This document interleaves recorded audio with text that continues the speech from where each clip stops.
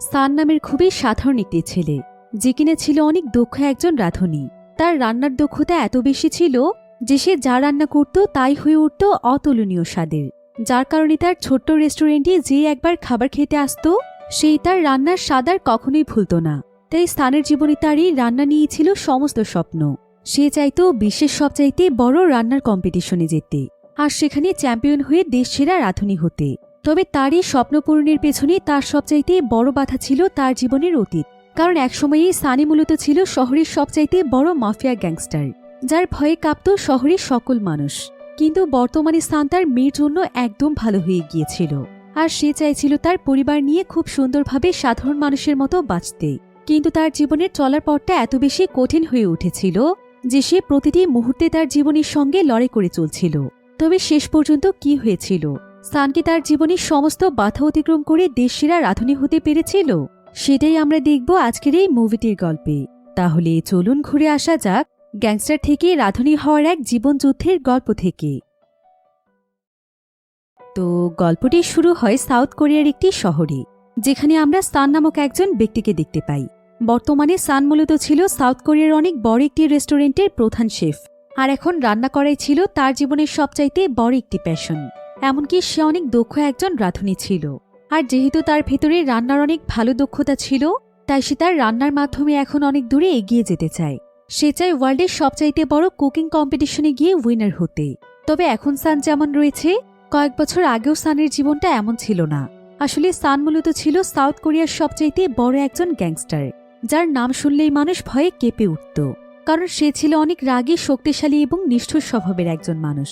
কিন্তু হঠাৎ করেই তার জীবনে এমন কিছু ঘটে যায় যে সান হয়ে যায় কুখ্যাত এক গ্যাংস্টার থেকে সাধারণ একজন রাঁধুনি। এবার আমরা কয়েক বছর আগের ঘটনা দেখতে পাই। একদিন একটি নাইট ক্লাবে সানের সঙ্গে জিওন নামের একটি মেয়ের পরিচয় হয়, আর জিওনের সঙ্গে সানের পরিচয় হওয়ার পর থেকে সান আস্তে আস্তে বদলে যেতে শুরু করে। খুবই অল্প সময়ের মধ্যে তারা দুজনই দুজনকে অনেক ভালোবেসে ফেলে, এমনকি কিছুদিনের মধ্যেই তারা একে অপরকে বিয়ে করে নেয়। এরপর আস্তে আস্তে সান পুরোপুরি তার সংসার জীবনে ঢুকে যায়। সান তখন তার ওয়াইফের সঙ্গে মিলে কিছু সেভিংসের টাকা জমিয়ে একটি রেস্টুরেন্ট ওপেন করে ফেলে। আর কিছুদিন পরেই দেখা যায় তাদের কোলজোরে চলে আসে ফুটফুটে একটি কন্যা সন্তান, যার নাম মিমি। এভাবেই মূলত সানের পুরো জীবনটাই বদলে যায়। সে তার মেয়ে এবং ওয়াইফের জন্য একজন সাধারণ মানুষ হিসেবে বাঁচতে শুরু করে। গ্যাংস্টার থেকে সে হয়ে যায় সাধারণ একজন রাঁধুনি। তো এখানে লক্ষ্য করা যায় যে তাদের রেস্টুরেন্টে প্রতিনিয়ত কালো পোশাক পরা মাফিয়া টাইপের কিছু লোকজন আসে। কিন্তু তারা এখানে শুধুমাত্র খাবারের জন্যই আসে না, বরং তাদের এখানে আসার মূল উদ্দেশ্য ছিল সান। কারণ সান শুধুমাত্র একজন ভয়ানক গ্যাংস্টারই নয়, বরং সে এই শহরের সবচাইতে প্রভাবশালী মাফিয়ার ছেলে। তবে সে ইচ্ছে করে তার এই পরিচয় গোপন রাখে, যাতে করে সাধারণ কাস্টমাররা তাকে ভয় না পায়। এদিকে সানের বাবা এত বড় প্রভাবশালী মাফিয়া ছিল যে পুরো দেশের অনেক বিখ্যাত মাফিয়ারা তার হাতে ছিল। আর সানের বাবার নাম ছিল ডন লিম। আর ডনের মূলত 3টি ছেলে ছিল, যাদের মধ্যে সান ছিল তার দ্বিতীয় সন্তান। আর তার সবচাইতে বড় ছেলের নাম হলো পানহো। পানহো মূলত তার বাবার মতোই ভীষণ রাগী ও নিষ্ঠুর স্বভাবের ছিল। মাফিয়া ওয়ার্ল্ডে তার নিকনেম ছিল গ্যাসম্যান, কারণ সে বেশিরভাগ সময় নিজের অস্ত্র হিসেবে গ্যাস বক্স ব্যবহার করত। আর তার নাম শুনলেই শত্রুরা আতঙ্কে কেঁপে উঠত, কারণ তার মানুষের উপর টর্চার করার পদ্ধতিগুলো ছিল অনেক বেশি ভয়ানক। অন্যদিকে ডনের তৃতীয় ছেলের নাম ছিল পিউ। সেও কম ভয়ঙ্কর ছিল না। তার থিন বডির জন্য সে খুব নিখুঁতভাবে মুভমেন্ট করতে পারত, আর এর জন্য সে অন্যদের তুলনায় অনেক ভালো ফাইট করতে পারত। ডন নিজেই মাঝে মাঝে তার 3 ছেলের এরকম নিষ্ঠুরতা দেখে চিন্তায় পড়ে যেত, কিন্তু সে কখনোই তার ছেলেদেরকে বাধা দিত না। কারণ সে চাইতো কেউ না কেউ ভবিষ্যতে তার মতোই একজন মাফিয়া বস হয়ে যাক, যাতে করে তার পুরো গ্যাংকে তার কোনো এক ছেলে নিয়ন্ত্রণ করতে পারে এবং তার এই পজিশন ধরে রাখতে পারে। তো একদিন সে তার 3 ছেলের কাছে তাদের স্বপ্নের ব্যাপারে জানতে চেয়েছিল। তার বড় ছেলে পানো তখন এক মুহূর্তও না ভেবে বলে, আমি ঠিক তোমার মতোই একজন মাফিয়া বস হতে চাই। সান নিজেও তখন তার বাবাকে সেম কথাই বলে যে সেও ভবিষ্যতে একজন মাফিয়া বসই হতে চায় এবং সে চায় তার ভাইদের এবং তার পুরো পরিবারকে আগলে রাখতে। কিন্তু তার ছোট ছেলে পিউ এই ব্যাপারে কিছুই বলে না, সে চুপচাপ বসে থাকে। এদিকে ছেলেদের কথা শুনে ডনের মনে কিছুটা ভরসা তৈরি হয় যে সে না থাকলেও তার মাফিয়া গ্রুপকে তার ছেলেরা রক্ষা করতে পারবে। আর এই সবকিছুই ছিল সানের জীবনের অতীতের ঘটনা। এবার আমরা বর্তমান সময়কে দেখতে পাই। সানের জীবন এখন মোটামুটি ভালোই চলছিল। সব মিলিয়ে সে নিজের অবস্থান নিয়ে অনেক বেশি সন্তুষ্ট ছিল। তবে একজন সাধারণ মানুষের মতোই তার জীবনেও কিছু ছোটখাটো সমস্যা লেগেই থাকত। এবার একদিন রেস্টুরেন্টের অ্যাসিস্ট্যান্ট টাইগো একটি ফোন কল পায়। কলটিতে জানানো হয় যে অবশেষে তারা একটি পটেনশিয়াল ইনভেস্টর খুঁজে পেয়েছে। ইনভেস্টর গ্রুপটির ব্র্যান্ড ছিল সোল। আসলে তারা তাদের রেস্টুরেন্টটিকে আরও অনেক বড় করার জন্য বহুদিন ধরেই একজন ইনভেস্টর খুঁজছিল, কিন্তু তাদের বিজনেস যেহেতু এখনও অনেক ছোট ছিল, তাই ইনভেস্টর পাওয়াটাও তাদের জন্য ছিল অনেক বেশি টাফ। ফলে এবার ইনভেস্টরের খবরটি শুনে সান ভাবতে শুরু করে যে কিভাবে সেই ইনভেস্টরদের গ্রুপটিকে ইমপ্রেস করতে পারবে। তো ইনভেস্টরদের জন্য সে নিজ হাতে যতটা ভালো সম্ভব খুবই ইউনিক একটি রেসিপি তৈরি করার সিদ্ধান্ত নেয়। সেই ডিশের সঙ্গে রেস্টুরেন্টে যতগুলো স্পেশাল ডিশ ছিল সেগুলো আস্তে আস্তে সার্ভ করে দেয়া হয়, যার মধ্যে ব্ল্যাক স্পাইস চিকেন নুডলস ছিল সবচাইতে স্পেশাল। এরপর ইনভেস্টরদের সামনে খাবারগুলো প্রপারলি সার্ভ করা হয়। তারা অনেক আগ্রহ নিয়ে খাবারগুলো খেতে থাকে, আর তাদের খাওয়ার স্টাইল দেখে বোঝাই যাচ্ছিল যে খাবারগুলো তাদের সত্যিই পছন্দ হয়েছে। এটা দেখে সান মনে মনে আশা করতে থাকে যে এবার তার রেস্টুরেন্ট র্যাঙ্কিংয়ের দিক থেকে অনেকটা এগিয়ে যেতে পারে। আসলে তার টার্গেট ছিল অনেক বড়। সে মনে প্রাণে চাইত যে একদিন পুরো বিশ্বে তার বানানো খাবার টেস্টের জন্য বিখ্যাত হয়ে যাবে। এবার খাওয়া শেষে ইনভেস্টররা তাদের প্রতি খুবই খুশি হয়ে যায়, এমনকি তারা তাদের প্রপোজালে অ্যাকসেপ্ট করে নেয়। সেই সাথে তাদেরকে নেক্সট উইকে একটি কন্ট্রাক্টে সাইন করার জন্য বলে। কিন্তু ঠিক তখনই একটি বড় সমস্যা সামনে এসে দাঁড়ায়। হঠাৎ করেই তাদের রেস্টুরেন্টে একদল মাফিয়া চলে আসে, আর তাদের উপস্থিতি ইনভেস্টরদের গ্রুপের কাছে একদমই ভালো লাগে না। এদিকে সানের মেয়ে মিমিকেও তার বাবার পরিচয়ের কারণে অনেক ধরনের প্রবলেম ফেস করতে হচ্ছিল। স্কুলে তার ক্লাসমেটদের কেউই তার সঙ্গে ক্লোজলি মিশতে চাইত না, কারণ তারা সবাই জানে যে মিমির বাবা অনেক বড় একটি মাফিয়া পরিবারের লোক। এদিকে এসব দেখে সান তার মেয়ের জন্য ভীষণ কষ্ট পায় এবং সবকিছুর জন্য সে নিজেকে দোষী মনে করে। কিন্তু তার জন্মই যেহেতু হয়েছিল মাফিয়া পরিবারে, যার কারণে তার জীবনের সমস্যাগুলো যেন কোনোভাবেই পিছু ছাড়ছিল না। এর মধ্যে আবার সানের বাবা ডন মারাত্মকভাবে অর্থনৈতিক সমস্যায় পড়ে যায়, আর সেই সাথে তাদের মাফিয়া বিজনেসও আগের মতো আর স্মুথলি চলছিল না। আর এই সমস্ত পরিস্থিতি নিয়ে ডন ভীষণ চিন্তায় ছিল। প্রতিনিয়ত তাকে ঋণ শোধ করার জন্য স্ট্রাগল করতে হচ্ছিল। আর এই সবকিছু নিয়ে সে যখন অনেক ডিপ্রেস ছিল, ঠিক তখনই সান তার কাছে একটি চিঠি নিয়ে আসে। চিঠিটি ছিল মাফিয়া ওয়ার্ল্ড থেকে বের হয়ে যাওয়ার জন্য একটি রেজিগনেশন লেটার। অর্থাৎ সান এখন তার পরিবারের জন্য পুরোপুরিভাবেই মাফিয়া ওয়ার্ল্ড থেকে বের হয়ে যেতে চাইছে। কিন্তু এমন পরিস্থিতিতে সানের এই লেটারটি দেখে ডন আরও বেশি রেগে যায়। সে ভাবতে পারছিল না তার ছেলে তাকে এমন বিপদের সময় ছেড়ে চলে যেতে চাইছে। এতে ডন অনেক মন খারাপ করে সানের কাছে জানতে চায় যে তার এসব করার কারণটা কি। সান তখন তার বাবা ডনকে জানায় যে তার মেয়ে মিমি বর্তমানে বড় হচ্ছে, আর সে মাফিয়া ফ্যামিলি থেকে বিলং করার কারণে তাকে নানা ধরনের সমস্যায় পড়তে হচ্ছে। তাই সে কোনোভাবেই চায় না তার জন্য তার মেয়েকে কোথাও কোনো সমস্যার সম্মুখীন হতে হোক। সেও চায় সাধারণ মানুষদের মতো পরিবার নিয়ে বাঁচতে, কারণ এতগুলো বছরে সে বুঝতে পেরেছে যে মাফিয়া ওয়ার্ল্ডে তেমন কিছুই নেই যেটা রয়েছে একজন সাধারণ মানুষের জীবনে। কিন্তু ডনের কাছে সানের এই সমস্ত কথার কোনো মূল্যই ছিল না।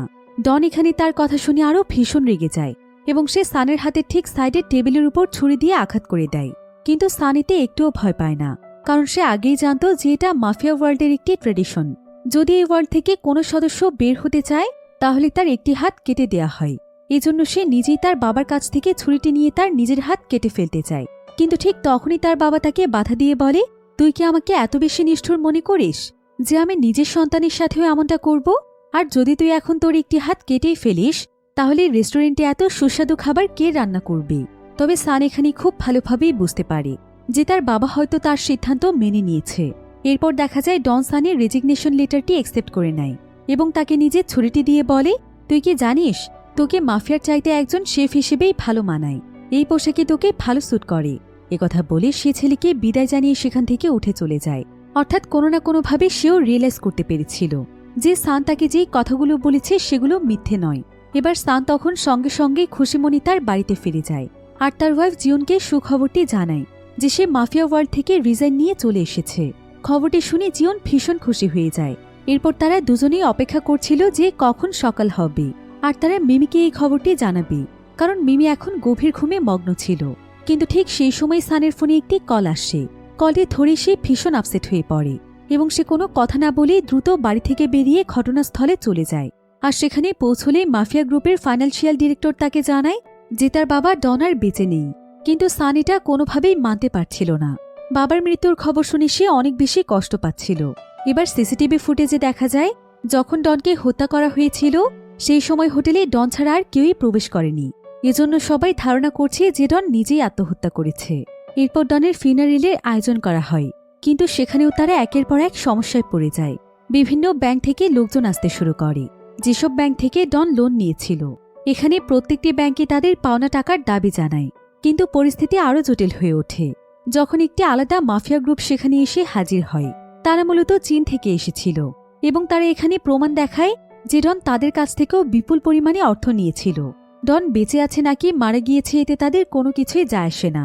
এমনকি তারা সেখানে হুমকিও দিয়ে যায় যে সামনে মাসের মধ্যে যদি তাদের লোন পরিশোধ করা না হয় তাহলে তারা তাদের বিরুদ্ধে কঠোর ব্যবস্থা নেবে। এবার ফিনারেল শেষ করার পর কোরিয়ার সমস্ত শক্তিশালী মাফিয়া গ্রুপের লিডাররা একটি মিটিংয়ের আয়োজন করে। মিটিংয়ের উদ্দেশ্য ছিল ডনের পরে তার মাফিয়া গ্রুপকে কে নেতৃত্ব দেবে সেটা নিয়ে। তো মিটিংয়ের মধ্যে প্রথমে আলোচনায় আসে ডন লিমের ছোট ছেলে পিওর নাম, কারণ সে ফাইটিংয়ে ছিল খুবই দক্ষ। কিন্তু দুর্ভাগ্যবশত অতিরিক্ত রাগী ও নিষ্ঠুর স্বভাবের কারণে সে এক বড় ঝামেলায় জড়িয়ে পড়েছিল এবং সেই সময় সে কারাগারে বন্দী ছিল। ফলে এখন তাকে লিডার বানানো কোনোভাবেই সম্ভব নয়। এরপর আলোচনা হয় ডনের বড় ছেলে পানহোকে নিয়ে, কিন্তু তাকেও কেউ লিডার হিসেবে পারফেক্ট মনে করছিল না, কারণ সে ফাইটিংয়ে খুব একটা পারদর্শী ছিল না। এরপর সবশেষে বাকি থাকে শুধুমাত্র ডনের দ্বিতীয় সন্তান সান। কিন্তু এখানেই সবচেয়ে বড় সমস্যা তৈরি হয়ে যায়, কারণ সান ইতোমধ্যেই মাফিয়া ওয়ার্ল্ড থেকে রিজাইন নিয়েছিল। শুধু তাই নয়, সে তার ইনভেস্টরদের সঙ্গে কন্ট্রাক্ট সাইন করেছিল যে ভবিষ্যতে যদি সে আবার তার মাফিয়া গ্রুপে জয়েন করে তাহলে তাকে বড় অঙ্কের টাকা জরিমানা দিতে হবে। এই শর্তে সে ইনভেস্টরদের সঙ্গে ডিল করেছিল, আর এখন সে তার স্বপ্নের দিকে একদম এগিয়ে যাচ্ছে। এসব নিয়ে আজকে সে এবং তার পরিবার খুবই খুশি ছিল। কিন্তু হঠাৎ করেই তার কাছে খবর আসে যে ডন লিমের পরে সানি হবে নেক্সট মাফিয়াদের বস। এই খবরটি শুনে সান একদমই ভেঙে পড়েছিল, কারণ সে তার গ্যাংস্টার লাইফে আর কখনোই ফিরতে চাইছিল না। তো সান তখন সঙ্গে সঙ্গে এই অফারটি রিজেক্ট করে দেয় এবং সবাইকে বোঝানোর চেষ্টা করে যে সে এই পজিশনে কখনোই আসতে চায় না। কিন্তু তার এই কথাতে কেউ কোনো পাত্তাই দিচ্ছিল না, কারণ বর্তমানে বস হওয়ার মতো যোগ্যতা তার চাইতে বেশি কারো ছিল না। এদিকে এসব কিছু দেখে ডনের বড় ছেলে পানহো অনেক বেশি জেলাস ফিল করছিল, কারণ সে নিজেই মূলত বস হতে চেয়েছিল। তার ধারণা ছিল সে যেহেতু বাবার বড় ছেলে তাই নিয়ম অনুযায়ী তারই বস হওয়া উচিত। কিন্তু মিটিংয়ে উপস্থিত কেউই তাকে বস হিসেবে চাইছিল না। অন্যদিকে সবাই সানকে নেক্সট লিডার হিসেবে চাইছিল। তাই এই বিষয়টি নিয়ে গ্রুপের মধ্যে বিশাল এক দ্বন্দ্ব শুরু হয়ে যায়। গ্রুপের সবাই মিলে তখন সিদ্ধান্ত নেয় যে তারা সবাই মিলে এই দুজনের মধ্যে একটি ইলেকশনের আয়োজন করবে, আর এই ইলেকশনে যে জিতবে সেই হবে নেক্সট লিডার। আর এই সিদ্ধান্ত শোনার পর সান মরিয়া হয়ে ভাবতে থাকে যে কিভাবে সে এই পরিস্থিতি থেকে নিজেকে বের করে আনতে পারবে। সে তার মাফিয়া কলিগদেরকে রেস্টুরেন্টে ডেকে ফ্রি চিকেন নুডলস অফার করে আর তাদেরকে নানাভাবে কনভিন্স করার চেষ্টা করে যাতে করে তারা ইলেকশনে ভোট তার ভাই পানহোকে দেয়। আর ইলেকশন মূলত ছিল 3 দিন পর, তাই সে যত দ্রুত সম্ভব সবাইকে তার ভাইয়ের পক্ষে করতে চাইছিল। এজন্য সান তখন তাদের সবাইকে অনেক মজার মজার স্পেশাল কিছু ডিশ খাওয়াতে থাকে। আর সে মজার ছলে তাদেরকে থ্রেট দিয়ে বলতে থাকে, তোমরা যদি আমার কথা মতো কাজ না করো তাহলে কিন্তু আর কখনো আমার রেস্টুরেন্টে স্পেশাল নুডলস খেতে পারবে না। আর যদি আমার কথা মতো আমার ভাইকে তোমরা ভোট দাও তাহলে তোমাদের জন্য সবসময় ফ্রিতে আমি আমার বিভিন্ন ডিশ রাখব। আর সানের হাতের রান্না এতটাই মজার ছিল যে সবার কাছে এই অফারটি বেশ ভালো লাগে। আর সবাই তখন সানকে চিয়ার আপ করতে শুরু করে। কিন্তু ঠিক তখনই সেখানে পানহো এসে উপস্থিত হয়। সানের নামে সবাইকে চিয়ার করতে দেখে সে পুরো বিষয়টিকে উল্টোভাবে বুঝে ফেলে। তার কাছে মনে হয় সান নিজে ইলেকশনে জেতার জন্য খাবার খাইয়ে সবাইকে কনভিন্স করছে। এতে পানহো সানের উপর আরও ভীষণ রেগে যায়। এরপর সে নিজের আন্ডারে থাকা কয়েকজন মাফিয়াকে নিয়ে আলাদা একটি মিটিংয়ের আয়োজন করে। সেখানে সে অনেক লম্বা লম্বা বক্তব্য দিতে শুরু করে। তবে বাস্তবে কেউ তার কথা ঠিকমতো বুঝতেই পারছিল না, কিন্তু সবাই বাধ্য হয়ে এখানে তার কথা শুনছিল। এদিকে এ সময় পানহোর মতো সানও একটি মিটিংয়ের আয়োজন করেছিল, কিন্তু 2 মিটিংয়ের উদ্দেশ্য ছিল একটাই, পানহোকে ইলেকশনে জিতিয়ে তাকে লিডার বানানো। এরপর দেখা যায় সান একটি সার্ভে থেকে জানতে পারে যে ইলেকশনে পানহোর চেয়ে সে নিজেই বেশি ভোট পেয়েছে। এই খবর শুনে সানের মাথায় যেন আকাশ ভেঙে পড়ে। সে কোনোভাবেই বিষয়টি মেনে নিতে পারছিল না। আর এর চাইতেও অনেক অবাক করা বিষয় হচ্ছে যে পানহোর আন্ডারে থাকা অনেক মাফিয়াই সানকে ভোট দিয়েছে। এমনকি তারা অফিসে পানহোর বিরুদ্ধে কমপ্লেন করেছে, কারণ পানহোর বিহেভিয়ার নাকি অনেক বেশি খারাপ। তো এভাবেই বেশি ভোট পেয়ে সান তার ভাইয়ের চেয়ে এগিয়ে যায়। এসব কিছু দেখে সান অনেক বেশি হতাশ হয়ে পড়ে। আর যেহেতু এখন এই পুরো ইলেকশনটি পুরো মাফিয়া ওয়ার্ল্ড মিলে করেছিল, তাই তার একার সিদ্ধান্তের উপর কোনো কিছুই হবে না। তাই সানের এখন এই সিদ্ধান্ত মানা ছাড়াও আর কোনো উপায় ছিল না। এরপর সান বাড়িতে ফিরে জিওনকে সবকিছু খুলে বলে। তবে এটা শুনে জিওন নিজেই ভীষণ রেগে যায়। আর রেগে গিয়ে সে নিজেই তখন তার হাজবেন্ডের হাত কেটে দিতে চায়, যেন সে মাফিয়া বস হতে না পারে।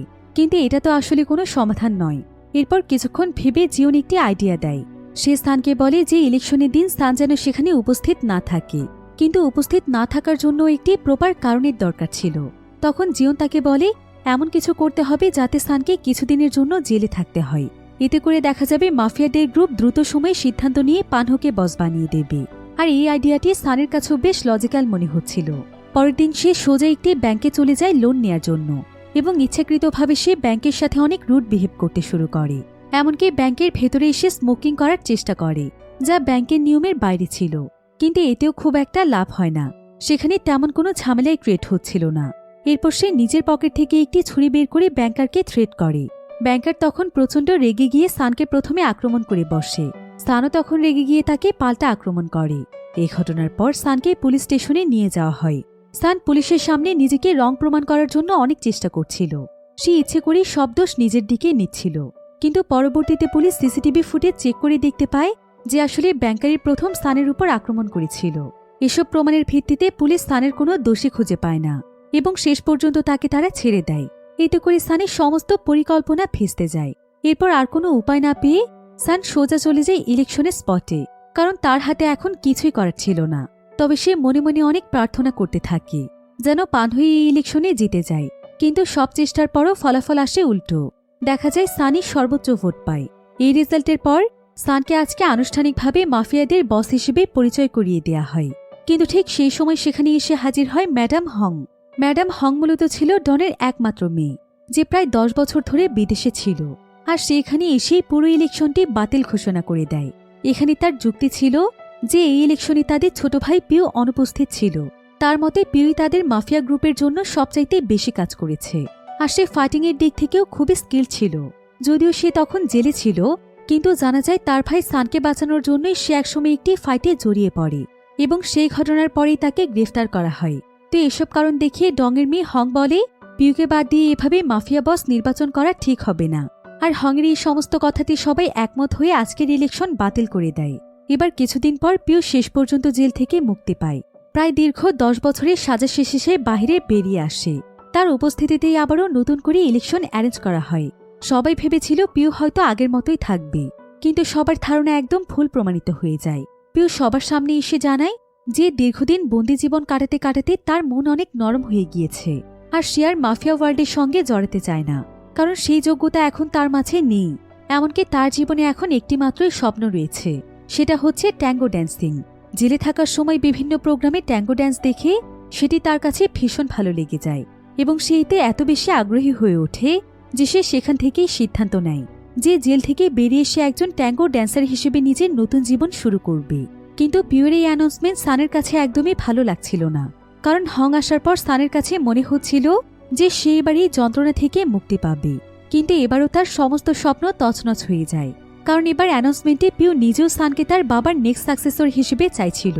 আর সান এখানে বুঝে গিয়েছিল যে পিউ যদি এই ওয়ার্ড থেকে রিজাইন নিয়ে নেয় তবে তাকেই হতে হবে নেক্সট মাফিয়া বস।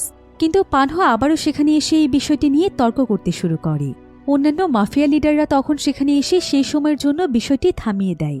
এদিকে হং এবং সান তাদের ভাই পিউকে বোঝানোর চেষ্টা করছিল যাতে করে সে মাফিয়াদের বস হয়, কিন্তু পিউ তাদের কোনো কথাই বুঝতে চাইছিল না। সে বলে ট্যাঙ্গো ড্যান্সিং আমার রক্তে মিশে গিয়েছে, আর আমি অলরেডি এটা শেখার জন্য একটি ইনস্টিটিউশনের সঙ্গে যুক্ত হয়েছি। এমনকি আমার ভেতর থেকে কোনো ধরনের মাফিয়া ভাইব আসছে না। আমার সব সময় মনে হয় যে ড্যান্স আমাকে ডাকছে। তো পিউ যেহেতু তার স্বপ্নের ব্যাপারে অনেক বেশি সিরিয়াস ছিল, তাই ডান্স শেখার জন্য সে পরের দিনই তার ইনস্টিটিউশনে একটি কম্পিটিশনে অ্যাটেন্ড করার জন্য চলে যায়। কিন্তু সে বুঝতে পারে যে তার এই জার্নিটি খুব একটা সহজ হবে না, কারণ সে দেখতে পায় এক গ্রুপ মাফিয়া তাকে ফলো করছে। তাদেরকে দেখেই তখন পিউ দৌড়ে পালিয়ে যাওয়ার চেষ্টা করে, কিন্তু সামনে গিয়ে দেখতে পায় সেখানে আরও অনেক মাফিয়া রয়েছে, অর্থাৎ সবগুলো মাফিয়া এখন তাকে চারিদিক থেকে ঘিরে ফেলেছে। পিউ তখন কোনো উপায় না পেয়ে তাদের সঙ্গে ফাইট করে, আর সে কোনো মতে তাদেরকে হারিয়ে টাইমের মধ্যে দ্রুত কম্পিটিশনে চলে যায়। তবে সে একদম শেষ সময়ে গিয়ে সেখানে পৌঁছেছিল। এরপর দেখা যায় সে সেখানে যাওয়ার সঙ্গে সঙ্গেই তার ডান্স স্টার্ট করে দেয়, কিন্তু তার প্র্যাকটিস তখনও খুব একটা ভালোভাবে কমপ্লিট হয়নি, অর্থাৎ সে ডান্সের ব্যাপারে একদমই এক্সপার্ট ছিল না। এজন্য তার ডান্স দেখে সেখানকার জাজরা খুবই বিরক্ত হয়ে যায়। এতটাই বিরক্ত হয় যে তার ফুল পারফরমেন্স না দেখেই তারা সেখান থেকে উঠে চলে যায়, এবং তাকে জানিয়ে দেওয়া হয় যে তার টাইম শেষ হয়ে গিয়েছে। এখন আর তাদের পক্ষে প্রোগ্রামটি কন্টিনিউ করা কোনোভাবেই পসিবল না।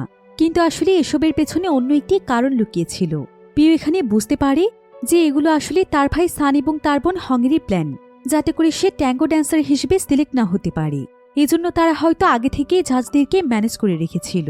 তখন সে তার দুই ভাই বোনের উপর প্রচণ্ড ক্ষিপ্ত হয়ে যায়।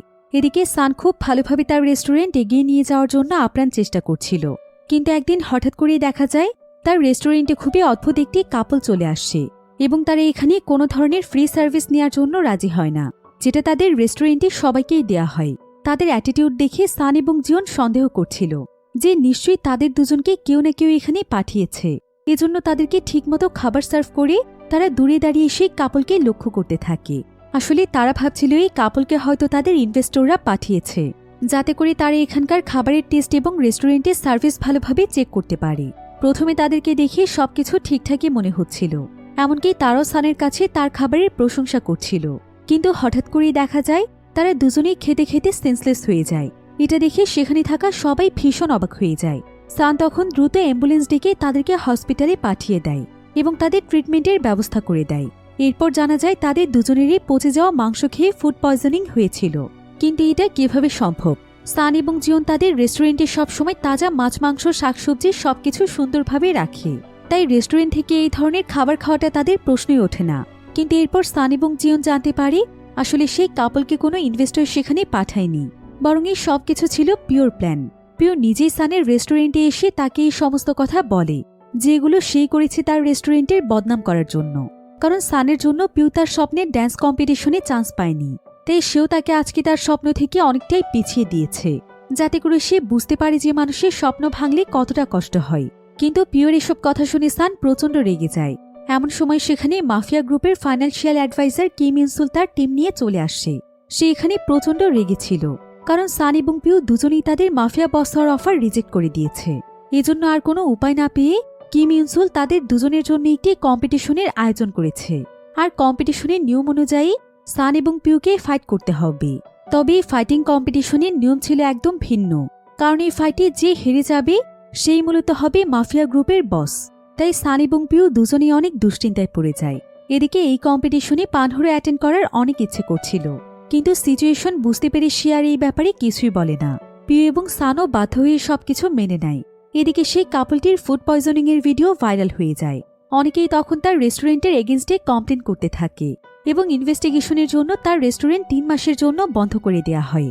সবকিছু মিলিয়ে সানের জীবন যেন একদম শেষ প্রান্তে এসে দাঁড়িয়ে গিয়েছিল, কারণ যে রেস্টুরেন্টকে ঘিরে তার জীবনের সবচেয়ে বড় স্বপ্ন ছিল সেটাই কিনা এখন বন্ধ হয়ে গিয়েছে।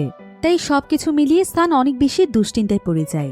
কিন্তু তার এর চাইতেও বড় চিন্তা ছিল যে সে যদি কোনোভাবে এই কম্পিটিশনে হেরে যায় আর তাকে বাধ্য হয়ে মাফিয়া বস হতে হয়, তাহলে তার কন্ট্রাক্ট অনুযায়ী ইনভেস্টরদেরকে একটি বড় অ্যামাউন্টের জরিমানা দিতে হবে। তাই সান কিছুই বুঝে উঠতে পারছিল না যে এখন তার কি করা উচিত। এদিকে নির্দিষ্ট দিনে তাদের কম্পিটিশন শুরু হয়ে যায়।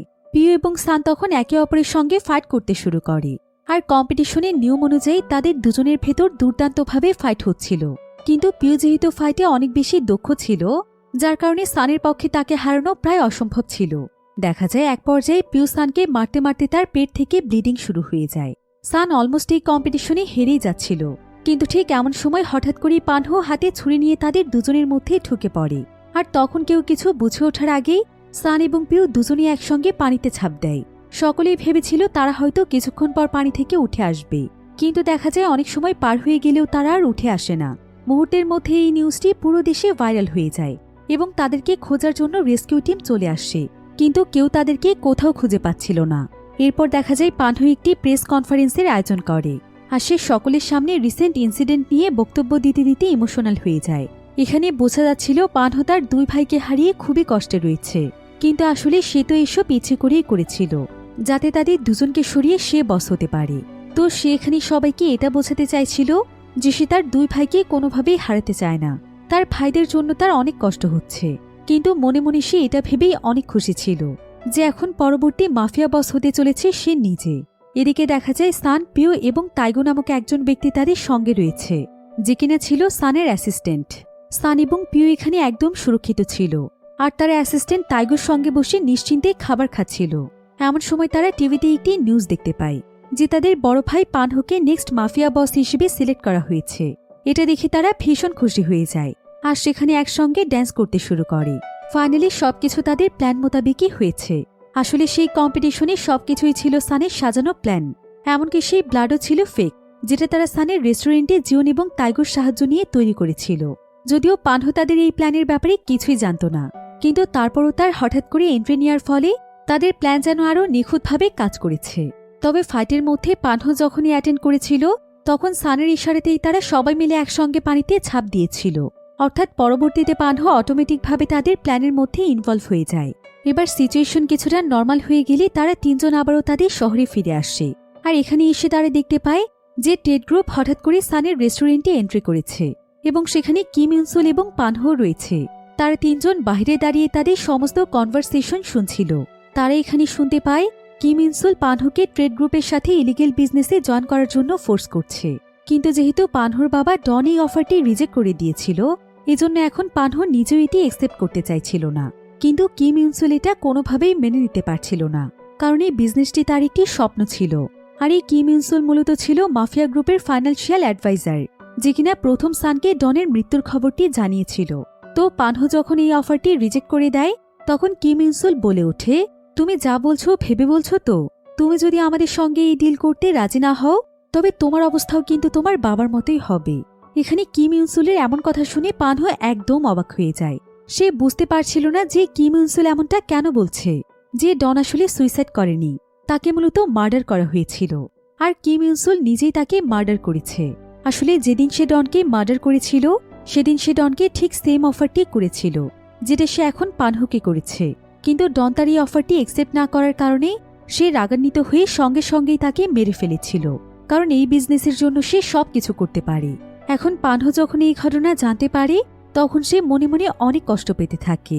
তার বাবার জন্য তার অনেক কষ্ট হচ্ছিল, কারণ তার বাবা জীবন দিয়ে দিয়েছে তবুও তাদের বিজনেস দেয়নি। আর সে এখানে তার বাবার এমন নির্মম মৃত্যু কিছুতেই মানতে পারছিল না। এদিকে বাইরে দাঁড়িয়ে পিউ এবং স্থানু সবকিছু শুনছিল। সবাই তাদের বাবার এত নির্মম মৃত্যুর কথা শুনে অনেক ইমোশনাল হয়ে যায়। কিম ইউনসুল তখন পানহোকে থ্রেট করতে শুরু করে, আর পানহোর একার পক্ষে তাদের এগেইনস্টে কোনো কথাই বলা সম্ভব ছিল না। এজন্য সে বাধ্য হয়ে কিম ইউনসুলের সব কথায় রাজি হয়ে যায়, কারণ কিম ইউনসুল অনেক পাওয়ারফুল একজন লোক ছিল। ফলে পানহো তখন কন্ট্রাক্টে সাইন করে দেয়, আর কন্ট্রাক্ট অনুযায়ী পরের দিন থেকেই তাদের ইলিগেল বিজনেসের প্রোডাক্ট আসা শুরু করবে এবং তারা এই জন্য সানের রেস্টুরেন্টটি কাজে লাগাবে অথবা এটাকে সেল করে দেবে। এটা শুনে সান এবার ভীষণ রেগে যায় আর সে তাদেরকে অ্যাটাক করতে চায়, কিন্তু পিউ এবং টাইগো তাকে বাধা দিয়ে কোনো মতে সেখান থেকে ফিরিয়ে নিয়ে আসে।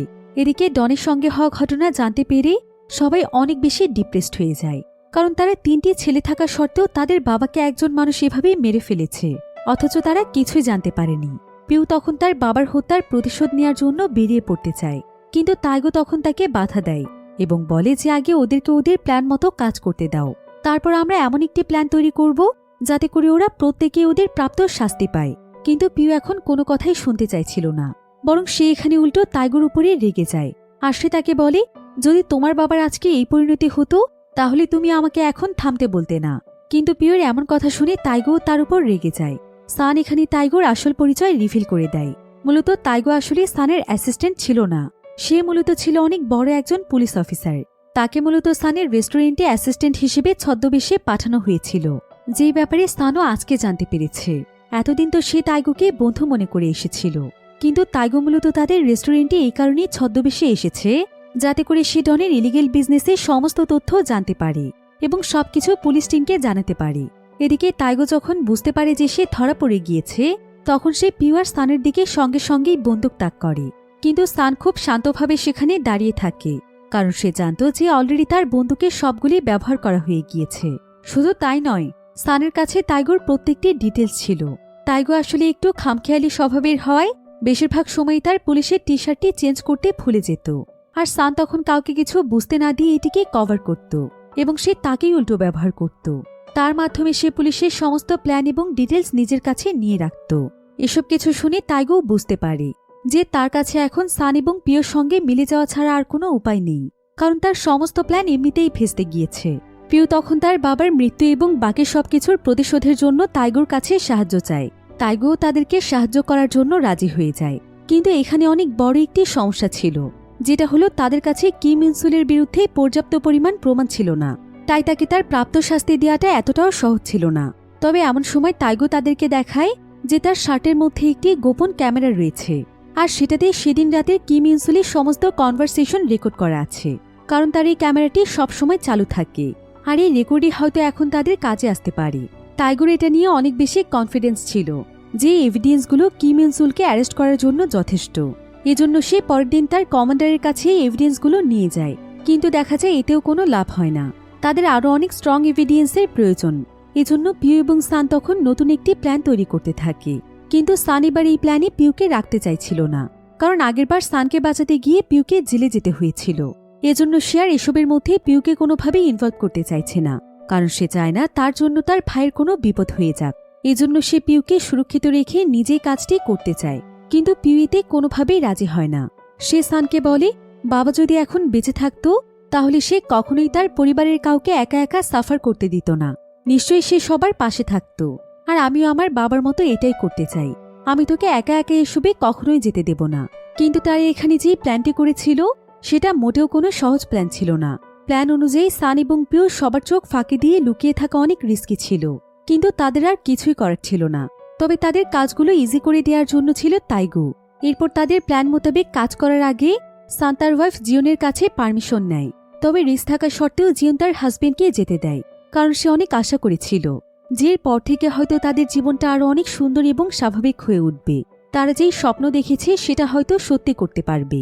এবার পরের দিন দেখা যায় প্ল্যান অনুযায়ী তাইগো পানহোর গ্রুপের সঙ্গে জয়েন করে এবং জিপিএস এর মাধ্যমে তাদের সমস্ত লোকেশন সান আর পিউকে ইনফর্ম করে দেয়।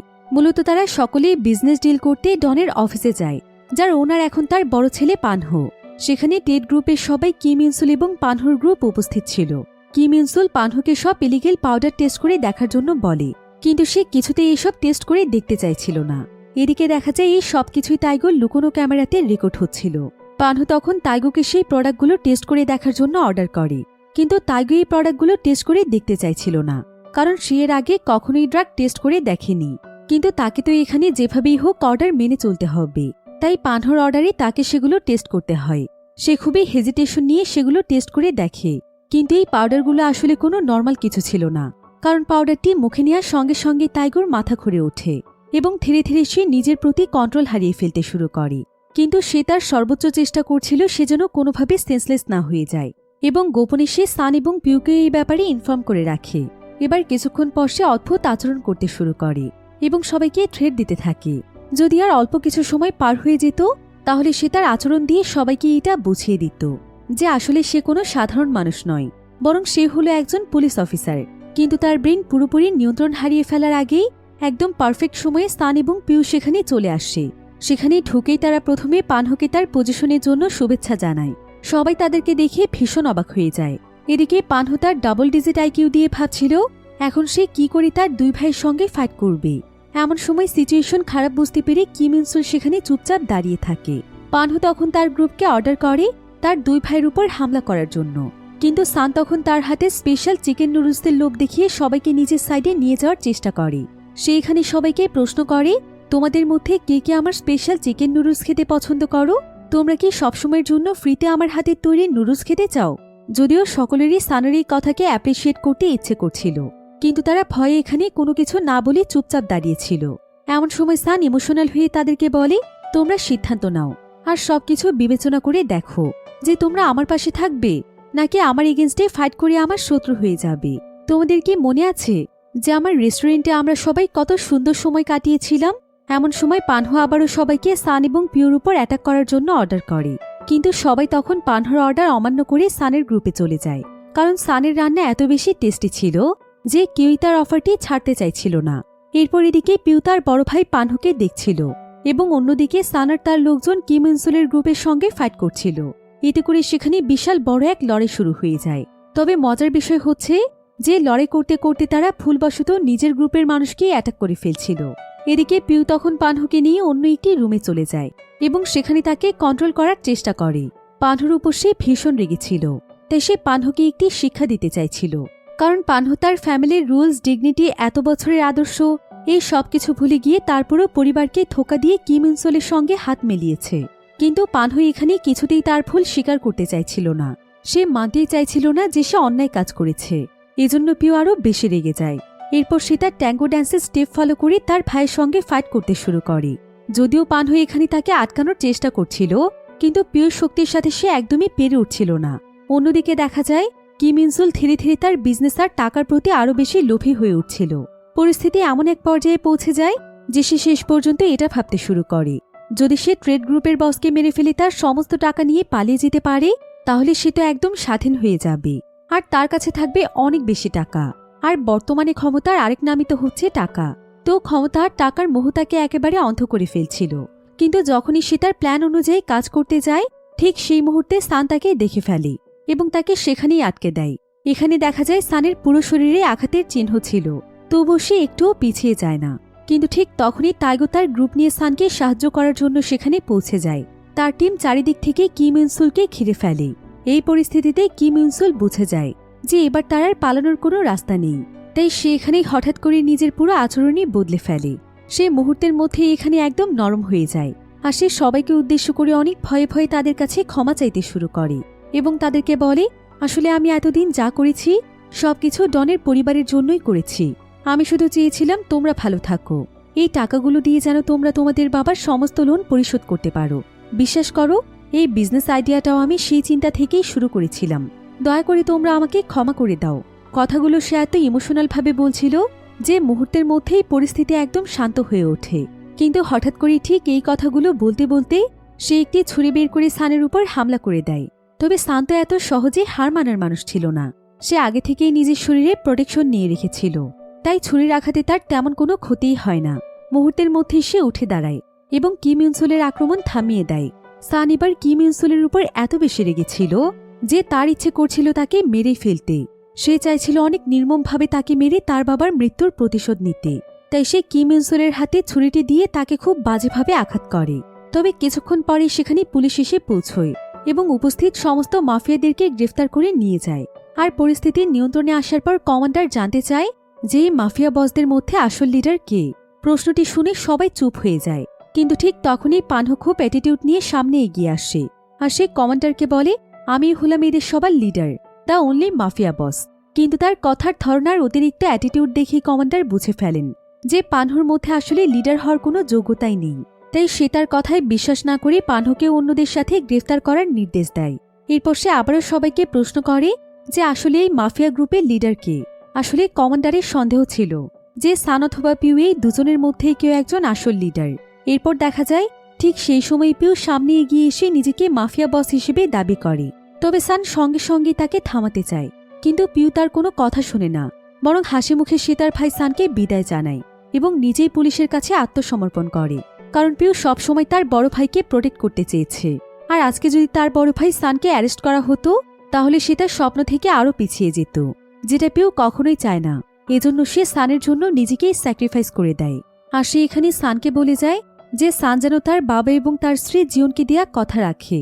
সে যেন তার কথা মতো বিশ্ববিখ্যাত শেফ হতে পারে আর তার চিকেন নুডলসের রেস্টুরেন্টের বিজনেসটি সে সফলভাবে চালিয়ে যায়। সেই সাথে সে যেন তার বাবার গ্রুপ সহ তার নিজের পরিবারকে আগলে রাখে। এসব কিছু ভেবেই পিউ নিজের সমস্ত স্বপ্নকে স্যাক্রিফাইস করে নিজেকে মাফিয়া লিডার পরিচয় দিয়ে পুলিশের হাতে তুলে দেয় এবং আবারও কারাগারে চলে যায়। এদিকে সান অনেক কষ্ট নিয়েই তার ভাইয়ের এই সিদ্ধান্ত মেনে নেয়, কারণ তার তো যে করেই হোক তার বাবা এবং স্ত্রীকে দেয়া কথা রাখতেই হবে। আর এজন্য তার ভেঙে পড়লে একদমই চলবে না। বাড়ি থেকে সবকিছুর সঙ্গে লড়াই করে আবারও তার জীবনের সবকিছু গুছিয়ে নিতে হবে।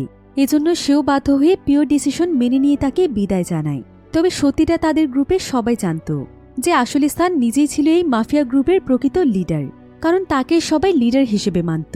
এবার সবশেষে সবাই তাকে লিডার হিসেবে সম্মান জানায় এবং এর পর থেকে সে এগিয়ে যায় তার স্বপ্নের পথে। আর এমনই একটি সুন্দর এন্ডিংয়ের মাধ্যমে গল্পটি এখানেই শেষ হয়ে যায়।